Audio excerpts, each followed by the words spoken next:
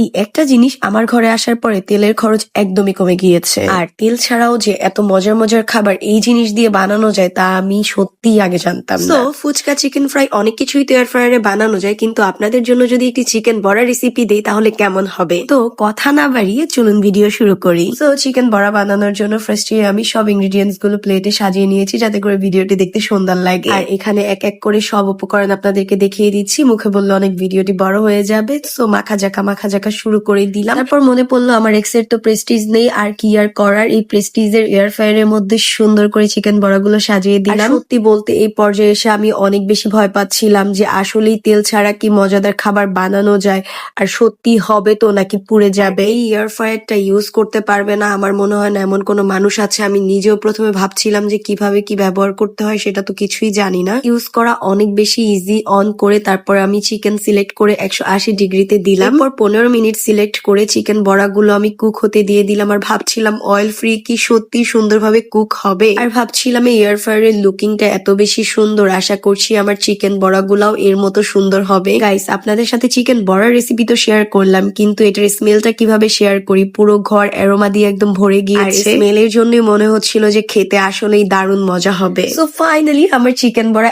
একদম রেডি। এর লুকিংটা এত সুন্দর, এত পারফেক্টলি হয়েছে। থ্যাংক গড আমি 15 মিনিট সিলেক্ট করেছি। এপিট ওপিট দুইও পাশ খুবই পারফেক্টলি কুক হয়েছে। অনেস্টলি চিকেন বড়াটা খাওয়ার পর আমার মনে হচ্ছে আমি পুরো জিতে গিয়েছি এয়ার ফ্রায়ারটি নিয়ে। এই পর্যায়ে এসে আমি থ্যাংক ইউ না বলে পারছি না আবাদ বিডিকে। আবাদ বিডি পেজকে অনেক অনেক ধন্যবাদ। আপনাদের পেজ থেকে এত কাজের একটি পণ্য নিয়ে সত্যি আমি জিতে গিয়েছি।